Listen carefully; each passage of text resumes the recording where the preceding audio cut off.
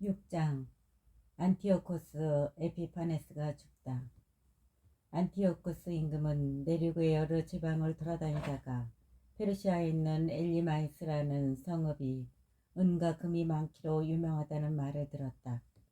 그 성읍의 신전은 무척 부유하였다. 거기에는 마케도니아 임금 필리포스의 아들로서 그리스의 첫 임금이 된 알렉산드로스가 남겨놓은 금방패와 가슴바지 갑옷과 무기도 있었다.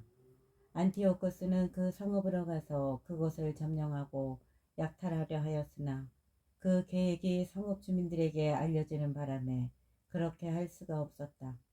그들이 그와 맞서 싸우니 오히려 그가 달아나게 되었다. 그는 크게 실망하며 그곳을 떠나 바빌론으로 향하였다. 그런데 어떤 사람이 페르시아로 안티오코스를 찾아가서 유다 땅으로 갔던 군대가 패배하였다고 보고하였다. 강력한 군대를 이끌고 앞장서 나아갔던 리시아스가 유다인들 앞에서 패배하여 도망치고 유다인들이 아군을 무찌르고 빼앗은 무기와 병사와 많은 전리품으로 더욱 강력해졌다는 것이다. 또 유다인들이 안티오코스가 예루살렘 제단 위에 세웠던 역겨운 것을 부수어버리고 성소 둘레에 전처럼 높은 성벽을 쌓았으며 그의 성읍인 베추르에도 그렇게 하였다는 것이다. 이 말을 들은 임금은 깜짝 놀라 큰 충격을 받았다.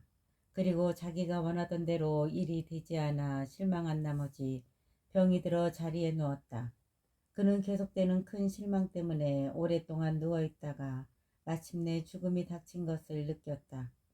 그래서 그는 자기 벗들을 모두 불러놓고 말하였다. 내 눈에서는 잠이 멀어지고 마음은 근심으로 무너져 내렸다네. 나는 마음속으로 이런 생각을 했네. 도대체 내가 이 무슨 역경에 빠졌단 말인가? 내가 이 무슨 물살에 휘말렸단 말인가? 권력을 떨칠 때에는 나도 쓸모있고 사랑받는 사람이었는데 내가 예루살렘에 끼친 불행이 이제 생각나네. 그곳에 있는 금은 기물들을 다 빼앗았을 뿐더러 까닭없이 유다 주민들을 없애버리려고 군대를 보냈던 거야. 그 때문에 나에게 불행이 닥쳤음을 깨달았네. 이제 나는 큰 실망을 안고 이국 땅에서 죽어가네. 그는 자기의 벗들 가운데 하나인 필리포스를 불러 그에게 온 왕국을 맡겼다. 그리고 왕관과 자기 옷과 인장 반지를 주면서 자기 아들 안티오코스를 잘 이끌고 키워 임금이 되게 해달라고 하였다.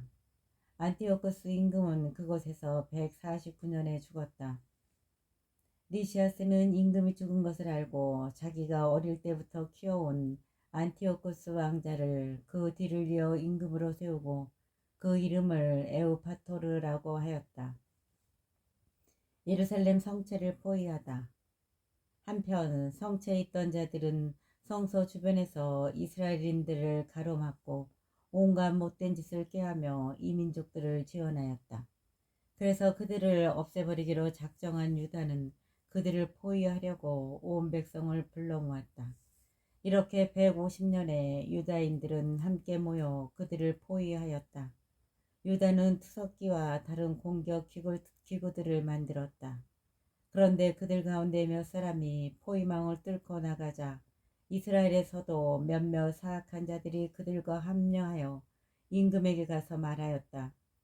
임금님께서는 언제까지 정의의 실행을 미루시면서 저희 형제들의 원수를 갚아주지 않으려 하십니까? 저희는 임금님의 아버지를 기꺼이 섬기고 그분의 말씀에 따라 살아왔으며 그분의 명령을 따랐습니다. 그 때문에 저희 동족이 성체를 포위하고 저희와 사이가 나빠졌습니다. 더구나 그들은 저희를 닥치는 대로 죽이고 저희 재산을 강탈하였습니다. 그들은 저희뿐 아니라 자기들과 경계를 이루는 모든 지역에까지 손을 뻗쳤습니다. 보십시오. 오늘도 그들은 예루살렘에 있는 성체를 점령하려고 진을 쳤습니다. 또한 성소와 베추르도 요새로 만들었습니다. 서둘러서 그들을 먼저 막지 않으시면 그들은 이보다 더 큰 일을 저지를 것이며 그렇게 되면 임금님께서도 그들을 제지하실 수 없을 것입니다. 베츠카리아의 전투. 베츠카리아의 전투. 이 말을 듣고 임금은 화가 나서 자기의 버신 군대 장수들과 기병대 장수들을 모두 불러 모았다. 다른 여러 나라와 바다의 여러 섬에서도 용병들이 그에게 왔다. 그의 군대 수는 보병 10만, 기병 2만, 그리고 전투에 익숙한 코끼리가 32마리였다. 이들은 이두메아를 지나 베추르를 향하여 진을 치고 여러 날 동안 싸우며 공격 기구들을 만들었다. 그러나 유다인들도 나가서 그 기구들을 불태우며 용감하게 싸웠다. 유다는 성체를 떠나 임금의 진영 맞은쪽 베츠카리아에 진을 쳤다. 그러자 임금은 아침 일찍 일어나 급히 군대를 이끌고 베츠카리아로 가는 길을 따라 진군하였다. 그의 군대는 전투대열을 갖추고 나팔을 불었다. 또 코끼리들을 잘 싸우게 하려고 포도즙과 오디즙을 부여 자극시키고 나서 그 짐승들을 전열에 나누어 배치하였다. 그들은 코끼리마다 쇠사슬 갑옷으로 무장하고 머리에는 청동 투구를 쓴 보병 1000명을 배열시켰으며 또 코끼리마다 정예 기병 500명도 배치하였다. 코끼리가 있는 곳에는 어디나 기병들이 먼저 가 있었고 코끼리가 이동하면 함께 이동하여 코끼리를 떠나는 일이 없었다. 코끼리 등에는 단단한 나무탑을 얹어 덮고 그것들을 특별한 기구로 고정시켰다. 나무탑에는 전투를 벌이는 군대의 병사 4명과 인도 사람 하나가 타고 있었다. 임금은 나머지 기병들을 군대의 양 날개 이쪽 저쪽에 배열하여 전열의 보호를 받으며 적을 혼란시키게 하였다. 태양이 금과 구리로 된 방패들을 비추니 타오르는 햇불처럼 산들이 번쩍였다. 임금의 군대가 일부는 높은 산에 일부는 평지에 퍼져 당당하고 질서정연하게 전진하였다. 그 수많은 군사의 고함 소리와 행진 소리 그리고 무기가 부딪히는 소리를 듣고 사람들은 모두 떨었다. 그 군대는 실로 매우 크고 강하였다. 그러나 유다와 그의 군대가 다가가 싸우자 임금의 군대에서 병사 600명이 쓰러졌다. 하우아란이라고 하는 엘라자르는 코끼리들 가운데 임금의 갑옷으로 무장하고 다른 어느 코끼리보다 큰 코끼리를 보고 거기에 임금님이 타고 있으려니 여겼다. 하우아란이라고 하는 엘라자르는 코끼리들 가운데 임금의 갑옷으로 무장하고 다른 어느 코끼리보다 큰 코끼리를 보고 거기에 임금이 타고 있으리라 여겼다. 그는 자기 백성을 구하고 제 이름을 영원히 남기기 위하여 목숨을 바치기로 하였다. 그가 용감하게 전열 한가운데로 뛰어들어 오른쪽과 왼쪽에 있는 자들을 쳐 죽이자 적이 양쪽으로 갈라졌다. 그는 코끼리 아래로 들어가 그것을 밑에서 찔러 죽였다. 그러나 코끼리가 자기를 덮치며 땅에 쓰러지는 바람에 그도 그 자리에서 죽었다. 유다인들은 임금의 군대가 강력하고 그 사기가 높은 것을 보고 그들에게서 물러났다. 베추르가 점령되고 시온이 포위되다. 임금의 군대 일부는 유다인들을 쫓아 예루살렘으로 올라오고 임금 자신은 유다 땅과 시온산을 향하여 진을 쳤다. 그때 그가 베추르 주민들과 화친을 맺자 그들이 성읍에서 나왔다. 이 땅에서 안식년을 지내느라고 양식이 없어서 더 이상 포위를 버티어낼 수 없었기 때문이다. 임금은 베추르를 점령하고 그곳을 지킬 수비대를 두었다. 그리고 여러 날 성소 앞에 진을 치고 그곳에 공격탑들과 공격기구들, 곧 분화기와 투석기, 그리고 화살을 쏘는 기구와 돌팔매 도구를 가져다 놓았다. 유다인들도 공격 기구들에 대항하는 기구들을 만들어 여러 날 싸웠다. 그런데 그 해는 7째 해인데다가 이민족들에게서 유다로 피난 온 이들이 남은 저장 식량까지 다 먹어버렸기 때문에 곳간에는 양식이 떨어졌다. 그리하여 굶주림을 더 이상 견딜 수 없게 되자 그들은 저마다 제 집으로 흩어져 가고 성소에는 몇 사람만 남았다. 안티오코스가 화친을 제의하다. 한편 리시아스는 이러한 보고를 들었다. 안티오코스 임금이 죽기 전에 필리포스에게 자기 아들 안티오코스를 키워 임금으로 세우라고 분부하였는데, 이 필리포스가 임금과 함께 출정하였던 군대를 이끌고 페르시아와 메디아에서 돌아와 정권을 잡으려고 한다는 것이었다. 그래서 리시아스는 급히 철군하기로 작정하고 임금과 군대 지휘관들과 병사들에게 말하였다. 우리는 날이 갈수록 약해지고 양식도 얼마 남지 않았을 뿐더러 우리가 포위하고 있는 저곳은 매우 튼튼합니다. 게다가 우리는 나라이까지 수습해야 합니다. 그러니 이제 저 사람들과 화해하고 그들과 또 그들의 온 민족과 화친을 맺읍시다. 그리고 그들이 전처럼 자기들의 간습대로 살아가도록 해줍시다. 우리가 저들의 율법을 폐기하였기 때문에 저들이 화가 나서 이 모든 일을 한 것입니다. 이 제안이 임금과 장수들의 마음에 들었다. 그래서 임금은 유다인들에게 사람을 보내어 화친을 제의하고 유다인들은 그것을 받아들였다. 그리고 임금과 장수들이 그들에게 맹세하자 마침내 그들이 요새에서 나왔다. 그러나 임금은 시온산으로 들어가 그곳의 요새를 보고는 자기가 맹세한 약속을 저버리고 그 둘레의 성벽을 헐어버리라고 명령하였다. 그리고 서둘러 그곳을 떠나 안티오키아로 돌아갔다. 그는 필리포스가 그 성읍을 장악한 것을 보고 그와 싸워 무력으로 그 성읍을 점령하였다. 7장. 데메트리오스 1세가 왕위에 오르다. 151년에 셀레우코스의 아들 데메트리오스가 로마에서 빠져나와 얼마 되지 않는 병사들과 함께 바닷가 성읍으로 가 그곳에서 왕위에 올랐다. 그가 자기 조상들의 왕국으로 들어갈 때 군사들이 안티오쿠스와 리시아스를 잡아 그에게 데려가려고 하였다. 그러나 그가 이 사실을 알고 나에게 그들의 얼굴을 보이지 마라 하고 말하자 군사들이 그들을 죽여버렸다. 그리하여 데메트리오스가 왕자에 앉게 되었다. 이스라엘에서 무도한 자들과 사악한 자들이 모두 그에게로 갔는데 대사제직을 탐내는 알키모스가 그들을 이끌고 있었다.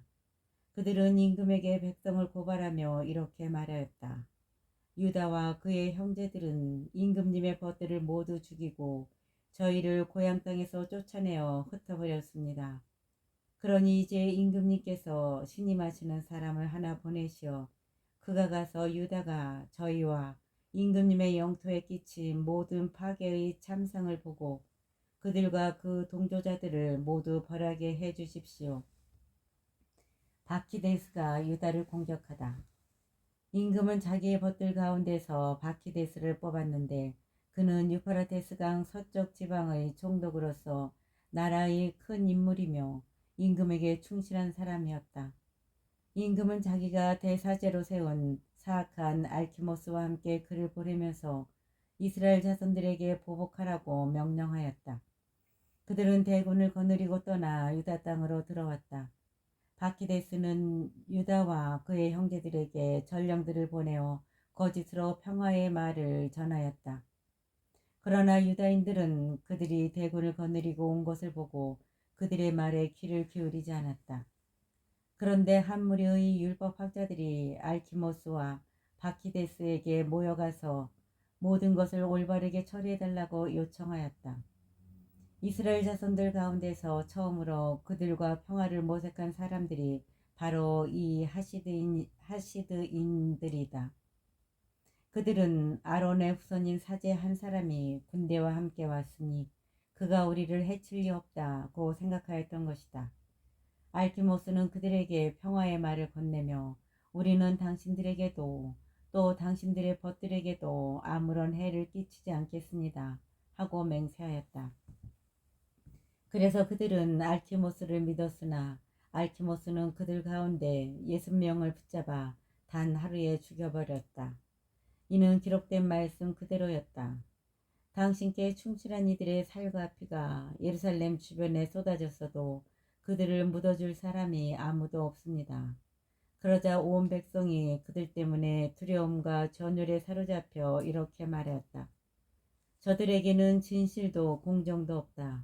저들은 자기들이 한 협약과 서약까지 어겼다. 바키데스는 예루살렘을 떠나 배 자잇에 진을 쳤다. 그는 병사들을 보내어 자기에게 넘어온 많은 이탈자들과 일부 백성을 잡아 죽이고 큰 우물에 던져버렸다. 그러고 나서 이 고장을 알키모스에게 맡긴 다음 그를 도울 군대를 남겨놓고 임금에게 돌아갔다. 알키모스가 대사제직을 지키려고 안간힘을 쓰자 동족을 괴롭히는 자들이 모두 그에게 모여들었다. 그들은 유다 땅을 장악하고 이스라엘에 큰 타격을 입혔다. 유다는 알키모스와 그의 일당이 이스라엘 자손들에게 저지르는 온갖 악행을 보았다. 그것은 이민족들이 저지른 것보다 더 심하였다. 그래서 유다는 온 유다 영토를 두루다니면서 이탈자들에게 보복하고 그들이 이 지방을 돌아다니지 못하게 하였다. 알키모스는 유다와 그의 군사들이 점점 강해지는 것을 보고 그들에게 맞설 수 없음을 깨달았다. 그래서 그는 임금에게 가서 그들을 두고 악의에 찬 고발을 하였다. 니카노르가 유다 땅으로 파견되다. 임금은 자기의 훌륭한 장수들 가운데 하나인 니카노르를 보내며 이스라엘 백성을 멸망시켜 버리라고 명령하였다. 니카노르는 이스라엘을 미워하고 싫어하는 자였다. 그리하여 그는 대군을 이끌고 예루살렘으로 들어가 유다와 그의 형제들에게 거짓으로 평화의 말을 전하였다. 우리 싸우지 맙시다. 나는 당신들과 평화롭게 만나기 위하여 병사 몇 명만 데리고 가겠습니다. 그리하여 니카노르가 유다에게 가서 서로 평화롭게 인사하였다. 그러나 적들은 유다를 납치해 갈 준비를 하고 있었다. 유다는 니카노르가 속임수를 품고 자기에게 왔다는 사실을 알고 그가 두려워 다시는 그를 만나려고 하지 않았다. 니카노르도 자기 계획이 탄로난 것을 알고 카파르 살라마 부근으로 나가 유다에게 맞서 싸웠다. 니카노르 편에서 병사 500명가량이 죽고 나머지는 다윗성으로 달아났다. 이러한 일이 있은 뒤에 니카노르는 시온산으로 올라갔다.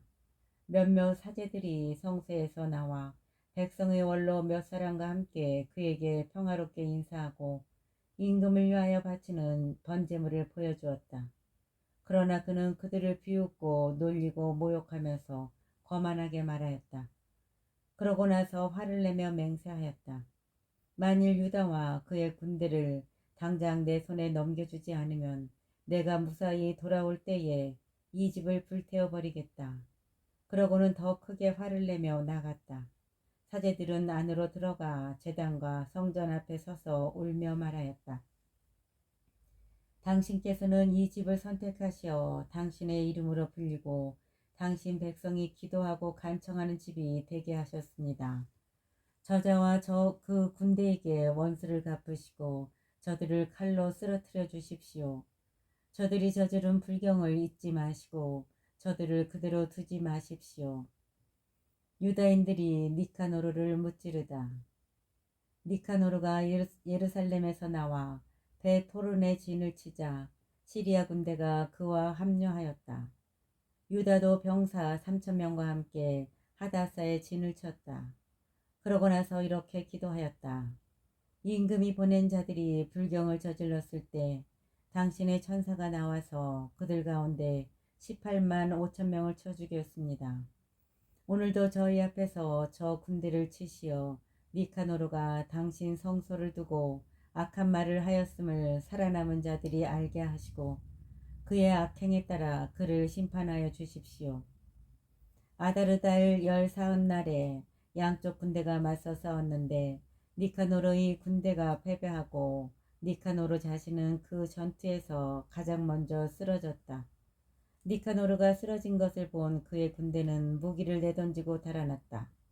유다인들은 신호나팔을 불며 그들을 뒤쫓아 하다사에서 가자라에 이르기까지 하룻길을 추격하였다. 게다가 주변의 모든 유다 마을에서 사람들이 나와 그들을 막았으므로 그들은 다시 유다의 군대 쪽으로 돌아설 수밖에 없었다. 그래서 그들은 모두 칼에 맞아 쓰러져 아무도 살아남지 못하였다. 유다의 군대는 전리품과 노획물을 거둔 다음 니카노르의 머리와 거만하게 내줬던 그의 오른손을 잘라가지고 돌아와서 예루살렘 성 밖에 걸어놓았다. 백성은 몹시 기뻐하며 그날을 큰 기쁨의 날로 경축하였다. 그리고 해마다 아다르 달 14날을 경축일로 지내기로 결정하였다. 유다 땅은 한동안 평온하였다. 8장 로마인들에 관한 찬사. 유다는 로마인들의 명성을 들었다. 그들은 대단히 강력하면서도 저희 편에 서는 이들은 누구에게나 호의를 베풀고 저희에게 다가오는 이들은 누구와도 우호 관계를 맺는다는 것이었다. 유다는 로마인들의 명성을 들었다. 그들은 대단히 강력하면서도 저희 편에 서는 이들은 누구에게나 호의를 베풀고 저희에게 다가오는 이들은 누구와도 우호 관계를 맺는다는 것이었다. 그들은 정말 대단히 강하다는 것이었다. 유다는 또 그들이 갈리아인들과 용감하게 싸워 그들을 정복하고 조공을 바치게 하였으며 에스파냐 지방에서 그곳의 은강과 금강을 점령하려고 싸웠다는 이야기도 들었다. 로마인들은 그 지방이 아주 멀리 떨어진 곳이었지만 계획대로 끈기 있는 그곳을 모두 장악하였다. 그리고 세상 끝에서 쳐들어온 임금들을 무찌르고 그들에게 큰 타격을 입혔다. 다른 임금들은 그들에게 해마다 조공을 바쳤다. 그들은 또 키팀 임금 필리포스와 페르세우스를 비롯하여 자기들에게 반항하는 자들과 싸워서 그들을 무너뜨리고 정복하였다. 그리고 코끼리 120마리와 기병대와 병거대와 막강한 군대를 이끌고 그들과 싸우러 온 아시아 임금 대안티오쿠스도 쳐부수었다. 그들은 안티오쿠스를 사로잡아 그와 그의 뒤를 잇는 임금들이 많은 조공과 인지를 바치게 하였다. 그뿐 아니라 인도, 메디아, 리디아 등 가장 좋은 지방을 안티오쿠스에게서 빼앗아 에오메네스 임금에게 주었다.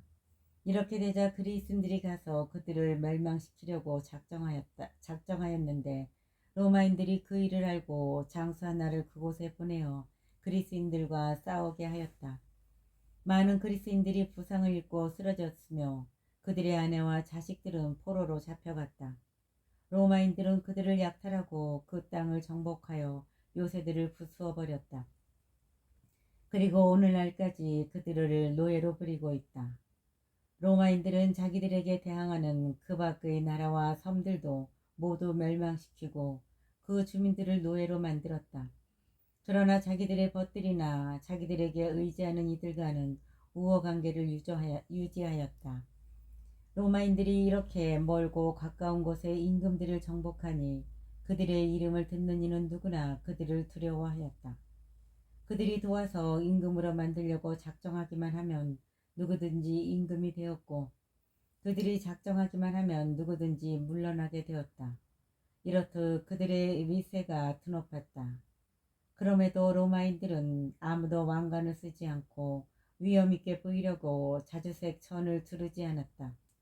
그들은 원로원을 세워 320명의 의원들이 날마다 백성의 문제를 끊임없이 논의하여 잘 다스리게 하였다. 또 해마다 한 사람을 뽑아 백성을 다스리고 온 나라를 통치하게 하였다. 백성은 모두 그 한 사람의 말을 잘 듣고 그들 가운데에는 시기나 질투가 없었다. 유다인들이 로마와 우호 동맹을 맺다. 유다는 아코츠의 손자이며 요한의 아들인 에오플레모스와 엘라자르의 아들 야손을 뽑아 로마로 보내어 우호 동맹을 맺게 하였다. 그리스인들의 왕국이 이스라엘인들을 완전히 노예로 부리는 것을 보고 그 멍에에서 벗어나려는 것이었다.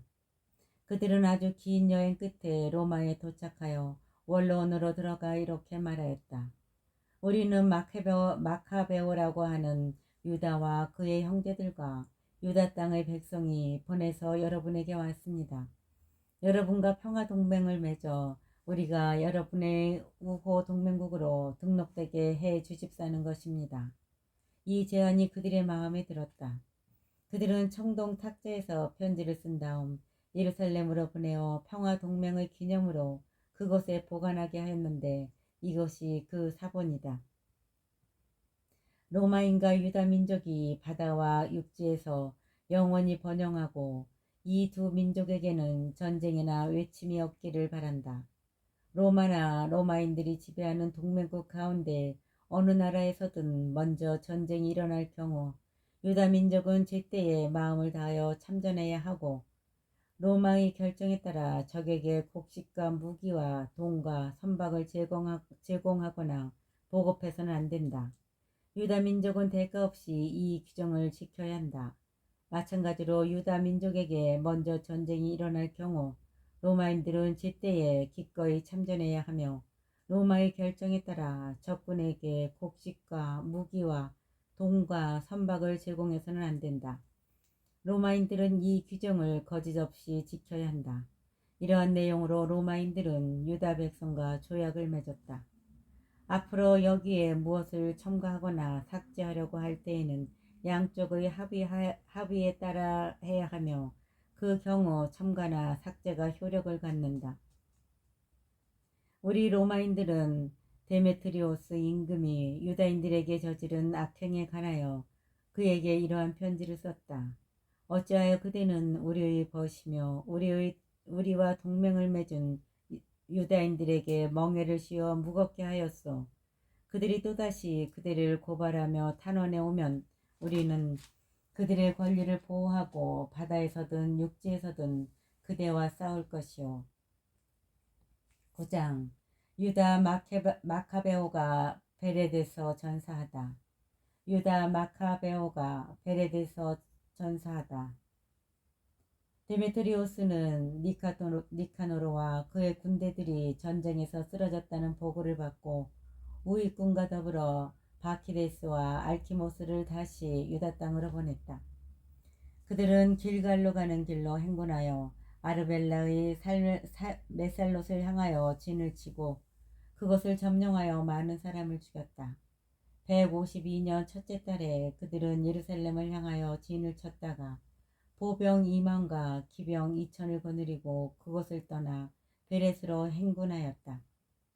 그때 유다는 이미 정병 3천을 이끌고 엘라사에 진을 치고 있었다.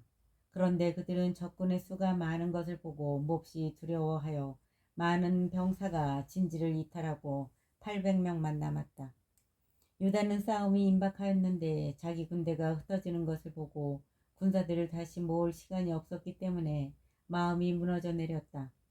그는 낙담하였지만 일어나 적들을 치러 올라가자 우리는 그들을 대적할 수 있을 것이다 하고 남은 이들에게 말하였다. 그러자 그들이 유다를 말리며 말하였다. 우리는 그럴 힘이 없습니다. 그러니 지금은 우리의 목숨을 구하고 나중에 우리 동포들과 함께 다시 와서 싸웁시다. 우리는 수가 적습니다. 그러나 유다는 이렇게 말하였다. 저들 앞에서 달아나다니 그런 일이 있어서는 안 된다. 우리에게 죽어야 할 때가 닥쳤다면 동포들을 위해서 용감하게 죽어 우리의 명예에 오점을 남기지 말자. 그때 적군이 진지를 떠나 유다인들과 맞섰다. 적의 기병대는 두 편으로 나뉘었는데 투석병들과 궁수들이 군대의 선봉에 서고 강력한 돌격대도 모두 앞에 나섰다. 바카데스는 우익군에 있었다. 적의 양 전열에 나팔을 불며 진격해오자 유다의 병사들도 나팔을 불었다. 양쪽 군대에서 터지는 함성으로 땅이 흔들리고 전투는 아침부터 저녁까지 계속되었다. 유다는 바키데스와 그 군대의 주력 부대가 오른쪽에 있는 것을 보고 담력과 용기가 있는 모든 군사와 함께 진격하여 적군의 오른쪽 부대를 무너뜨리고 아스도 산까지 그들을 추격하였다. 좌익군은 우익군이 무너진 것을 보고 발길을 돌려 유다와 그의 병사들을 바짝 뒤쫓았다. 싸움이 치열해지는 가운데 여기저기에서 많은 이가 부상을 입고 쓰러졌다. 유다도 쓰러졌다. 그러자 남은 병사들이 달아났다. 요나탄과 시몬은 자기들의 형제 유다의 죽음을 거두어 모데인에 있는 조상들의 무덤에 묻고 그의 죽음을 애도하였다. 온 이스라엘도 크게 통곡하고 여러 날을 슬퍼하며 이렇게 말하였다. 이스라엘을 구한 분이, 그 용맹한 분이 어쩌다 쓰러졌는가.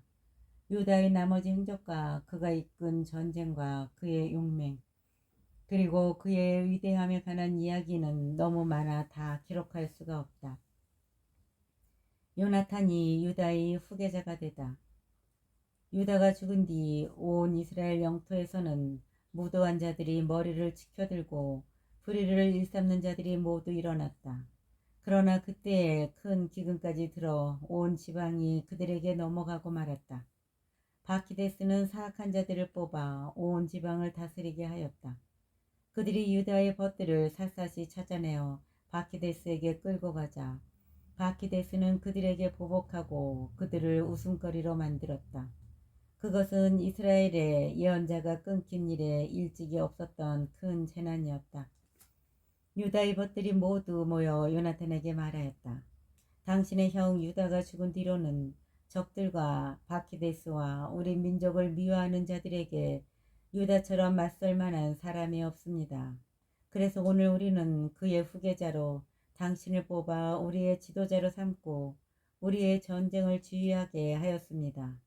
그때부터 요나탄은 지휘권을 받아 자기 형 유다의 후계자가 되었다. 요나탄과 바키데스의 전투. 바키데스는 이 사실을 알고 요나탄을 죽이려 하였다. 그러나 요나탄과 그의 형 시몬과 그의 모든 군사는 그것을 알고 특허와 강야로 달아나 아스파르 못가에 진을 쳤다. 바키데스도 안식일에 그 사실을 알고 전군을 이끌고 요르단을 건넜다. 요나탄은 보급대의 책임자인 형 요한을 보내어 자기의 벗들인 나바테아인들에게 많은 양의 짐을 맡아달라고 부탁하였다. 그런데 메드바의 얀브리 자손들이 나와 요한을 붙잡고 그가 가진 모든 것도 함께 빼앗아가 버렸다. 이러한 일이 있은 뒤 사람들이 요나탄과 그의 형 시몬에게 보고하였다. 얀브리의 자손들이 큰 혼인잔치를 벌이는데 가나안 대귀족의 딸인 신부를 데리고 큰 대열을 지어 나다밭에서 오고 있습니다. 그들은 자기들의 형 요한의 참혹한 죽음을 생각하며 산으로 올라가 매복하였다. 그들이 눈을 들어보니 많은 짐을 진 소란스러운 행렬이 오는데 신랑과 그의 벗들과 형제들이 그 행렬을 맞이하려 손뼉을 치는 사람들과 악대와 무기를 든 많은 사람을 거느리고 나왔다. 그때 요나탄 형제가 매복해 있던 자리에서 나가 그들을 죽였다. 많은 사람이 부상을 입어 쓰러지고 살아남은 자들은 산으로 달아났다. 요나탄 형제는 그들의 물건을 모두 차지하였다. 그리하여 혼인잔치는 슬픔으로 변하고 그들의 악대 소리는 통곡으로 변하였다. 이렇게 요나탄 형제는 형의 참혹한 죽음을 복수하고 나서 요르단 습지로 돌아갔다. 보고를 받은 바키데스는 안식일에 큰 군대를 거느리고 요르단 강가로 나갔다. 그때 요나탄이 자기 군사들에게 말하였다. 일어나 우리의 목숨을 위하여 싸우자. 정녕 오늘은 어제와도 그제와도 같지 않다. 지금 우리는 앞뒤로 싸워야 한다. 이쪽은 요르단 강물이, 저쪽은 습지와 덤불이 가로막아 비켜나갈 곳이 없다. 그러니 이제 하늘을 향해 소리쳐 적들의 손에서 구해달라고 하여라. 싸움이 시작되자 요나탄은 바키데스를 치려고 손을 뻗었다. 그러나 바키데스는 그를 피하여 뒤로 물러섰다. 요나탄과 그의 군사들은 요르단강에 뛰어들어 건너편으로 헤엄쳐갔다. 그러나 적군은 그들을 뒤따라 요르단을 건너지 않았다. 그날에 바키데스 쪽에서 1000명가량이 쓰러졌다. 바키데스는 예루살렘으로 돌아와 유다에 있는 성읍들 곧 예리코의 요새와 엠마오, 베토론, 베텔, 팀나, 파라톤, 테폰을 높은 성벽과 성문과 빗장으로 튼튼하게 하였다.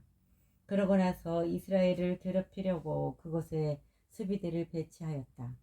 또한 그는 베추르 성읍과 가자라와 예루살렘 성체를 튼튼하게 한 뒤 군대를 배치하고 양식을 쌓아두었다. 그리고 그 지방 지도자들의 아들들을 인질로 잡아다가 예루살렘 성체의 감옥에 가두었다. 알키모스가 죽다. 153년 둘째 달에 알키모스는 성소 안뜰의 벽을 헐어버리라고 명령하였다. 예언자들의 업적까지 없애버리려는 것이었다. 그리하여 그것을 헐기 시작하였다. 그때에 알키모스가 갑자기 쓰러져 작업이 중단되었다. 그는 입이 막히고 굳어져 더 이상 말 한마디 못하고 집안일에 관해서조차 지시를 내릴 수 없게 되었다. 마침내 알키모스는 큰 고통 속에 죽어갔다. 알키모스가 이렇게 죽는 것을 보고 바키데스는 임금에게 돌아갔다. 그리하여 2해 동안 유다 땅이 평온하였다.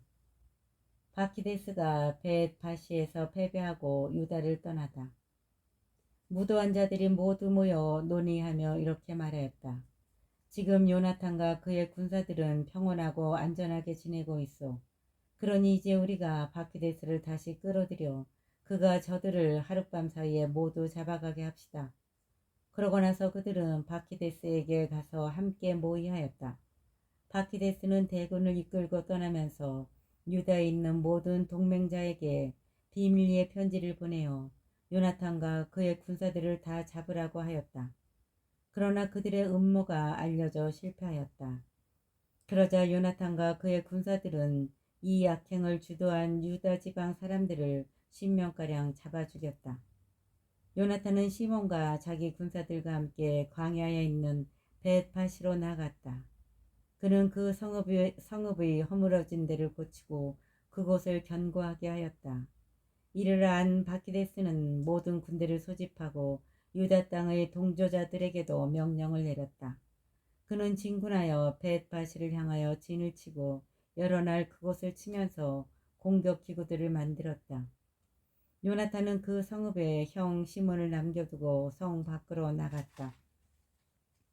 그때 그는 몇 사람만 데리고 가서 오도메라와 그의 형제들 그리고 수경지에 있는 파시론의 자손들을 쳤다.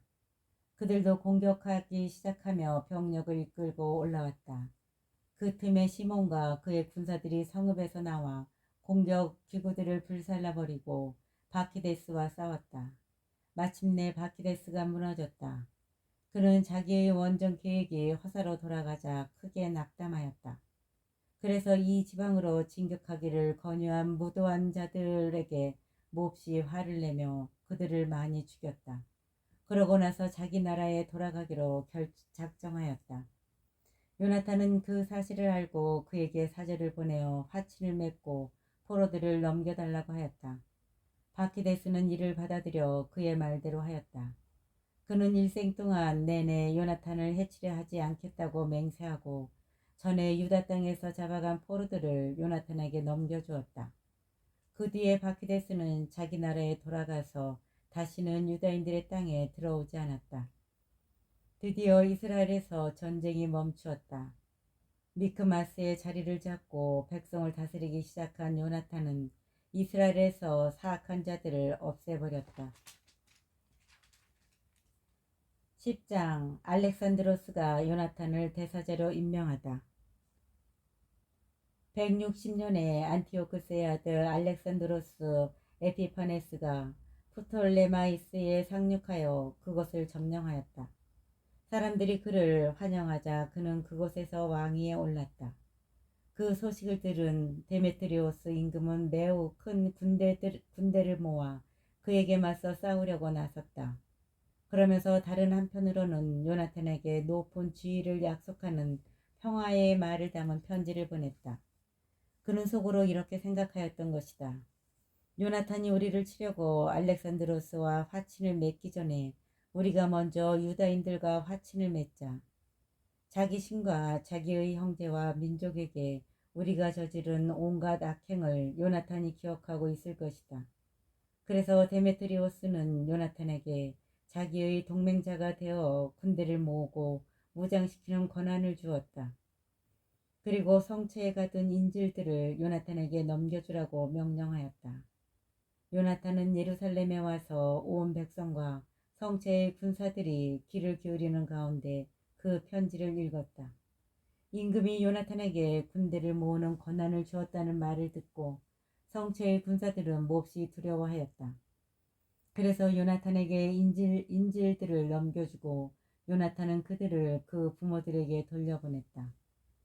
요나탄은 예루살렘에 자리를 잡은 뒤 이 도성을 보수하고 재건하기 시작하였다.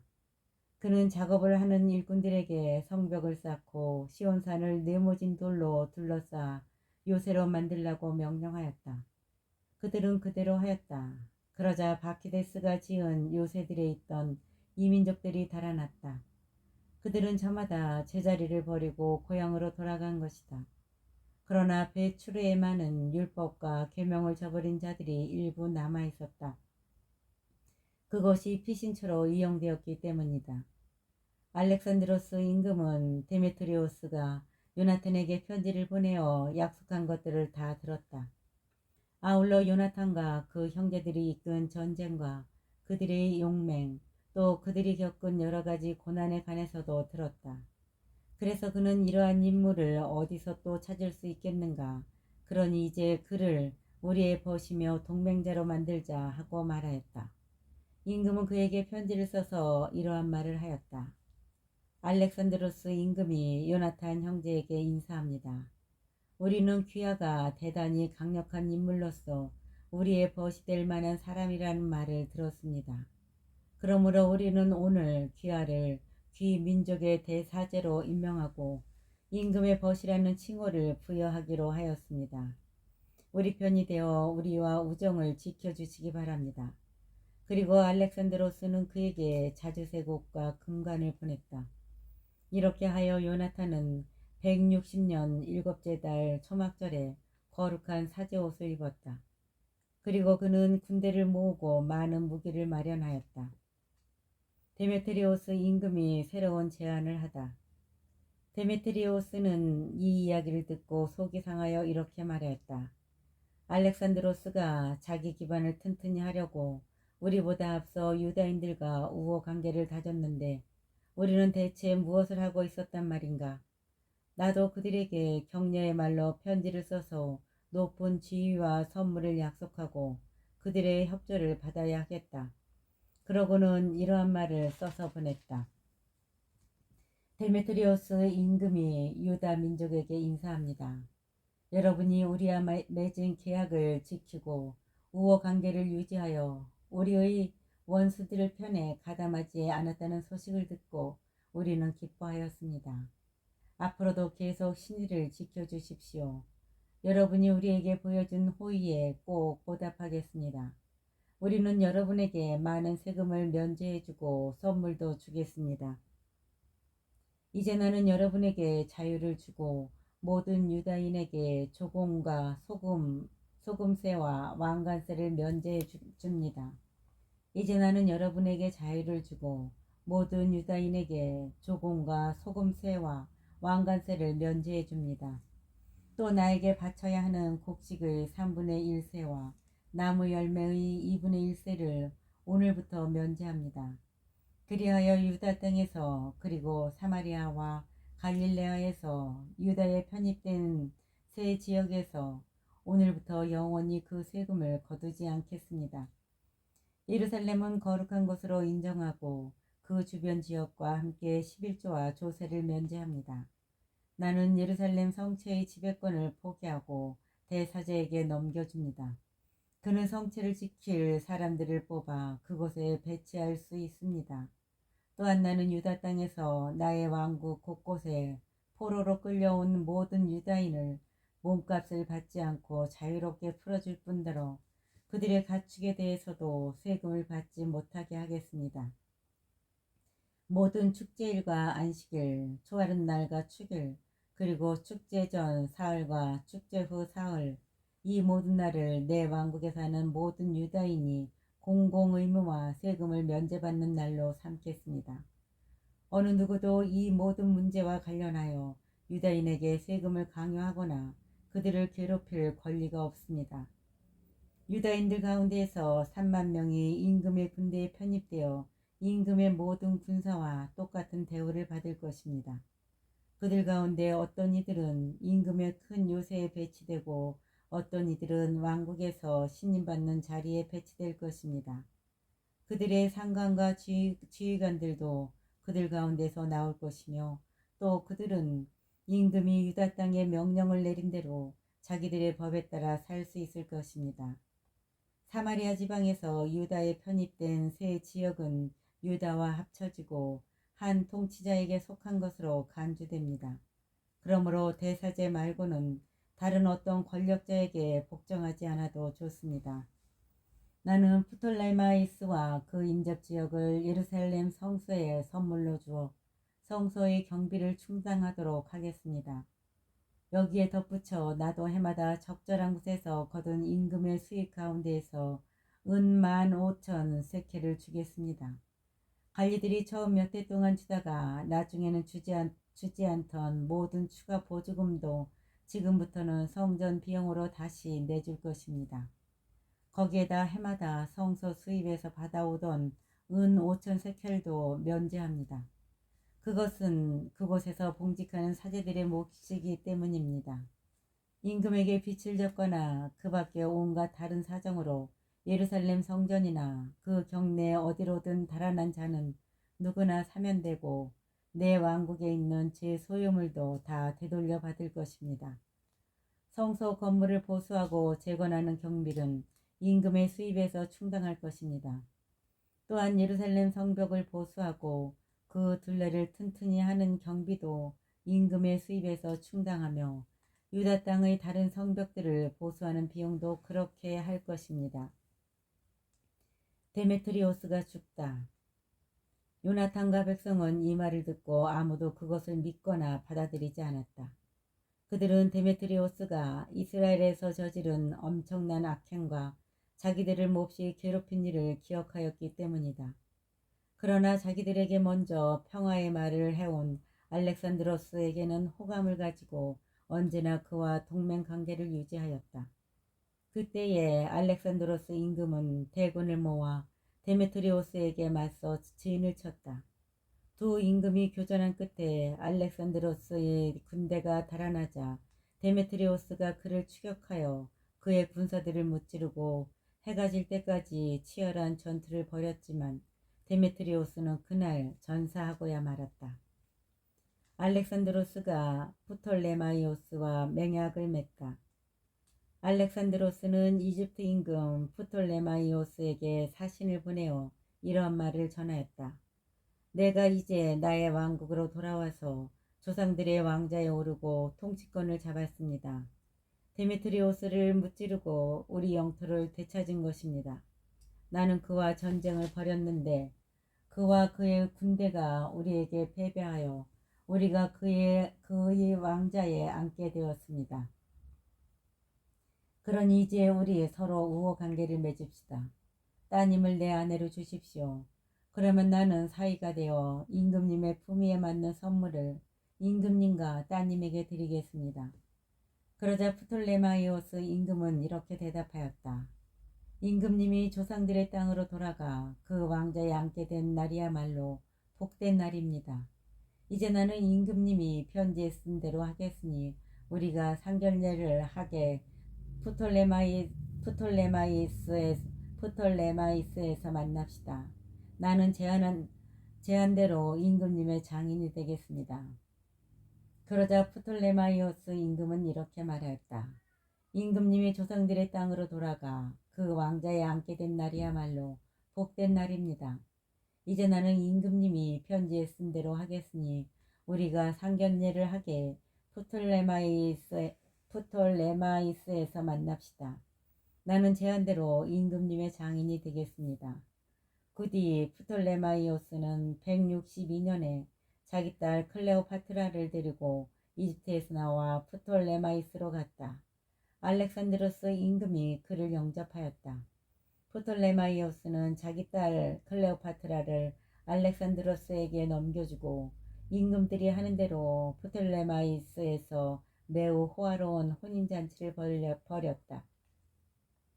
알렉산드로스가 요나탄과盟약을 맺다. 알렉산드로스 임금은 요나탄에게 자기를 만나러 오라고 편지를 썼다. 그래서 요나탄은 화려한 행렬을 이끌고 프톨레마이스로 가서 그 두 임금을 만나 은과 금을 주고 그들의 벗들에게도 많은 예물을 주어 호감을 샀다. 그때에 이스라엘에서 간악한 자들, 곧 변절자들이 몰려가서 그를 고발하였지만 임금은 그들의 말에 주의를 기울이지 않았다. 임금은 오히려 요나탄의 옷을 벗기고 자주색 옷을 입혀주라고 명령하였다. 부하들이 그대로 실행하자 임금은 그를 제 곁에 앉히고 신하들에게 말하였다. 너희는 이분을 모시고 성읍 한복판으로 가서 아무도 어떤 문제로든 이분을 고발하거나 어떤 구실로든 이분을 괴롭히지 말라고 선포하여라. 요나탄을 고발한 자들은 그렇게 선포되는 대로 그가 영광을 차지하고 자주색 옷을 입은 것을 보고는 모두 달아났다. 그러자 임금은 그를 영광스럽게 하여 첫째가는 벗들 가운데 하나로 등록시키고 그를 총독으로 또 지방 장관으로 세웠다. 요나탄은 기뻐하며 평화로이 예루살렘으로 돌아왔다. 요나탄이 아폴로니오스와 싸우다. 165년에 데메트리오스의 아들 데메트리오스가 크레타에서 나와 자기 조상들의 땅으로 들어갔다. 165년에 데메트리오스의 아들 데메트리오스가 크레타에서 나와 자기 조상들의 땅으로 들어갔다. 알렉산드로스 임금은 이 소식을 듣고 몹시 걱정하며 안티오키아로 돌아갔다. 데메트리오스가 아폴로니우스를 코일레 시리아의 총독으로 세웠다. 아폴로니우스는 대군을 모아 얌니아에 진을 치고 대사제 요나탄에게 사람을 보내어 이러한 말을 전하였다. 오로지 그대만 우리에게 저항하고 있어. 그대 때문에 내가 웃음거리가 되고 조롱거리가 되었소. 어찌하여 그대는 그 산속에서 우리에게 위세를 부리는 것이오. 지금이라도 그대의 군대를 믿는다면 우리가 있는 평야로 내려오시오. 거기에서 서로 겨루어 봅시다. 성읍들의 군대는 내 편이요. 내가 누구인지 우리를 돕는 나머지 사람들이 누구인지 물어보시오. 그대의 조상들이 저희 땅에서 2번이나 패주하였기 때문에 그대들도 우리에게 맞설 수 없다고 사람들이 말해줄 것이오. 평야에서는 그대가 이처럼 많은 기병과 군대와 겨룰 수 없소. 이곳에는 돌도 자갈도 없고 달아날 데도 없소. 요나탄은 아폴로니우스의 말을 듣고 분이 치므로 군사 10,000명을 뽑아 예루살렘에서 나왔다. 그의 형 시몬도 그를 도우려고 합세하였다. 요나탄이 야포 앞에 진을 쳤지만 아폴로니우스의 주둔군이 야포에 있었으므로 그 성읍 주민들은 그에게 성문을 열어주지 않았다. 요나탄의 군대가 그곳을 공격하자 성읍 주민들이 두려워서 성문을 열어주었다. 그리하여 요나탄이 야포를 점령하였다. 아폴로니우스는 이 소식을 듣고 기병 3,000과 큰 군대를 집합시켜 그것을 그냥 지나치는 척하며 아스도스로 갔다. 그는 또한 자기의 수많은 기병대를 믿었으므로 평야로 진군하였다. 그러자 요나탄이 그를 뒤쫓아 아스돗까지 갔다. 거기에서 양쪽 군대가 맞서 싸웠다. 아폴로니우스는 기병 1,000명을 미리 후방에 숨겨두었지만 요나탄은 자기 뒤에 복병이 있다는 사실을 이미 알고 있었다.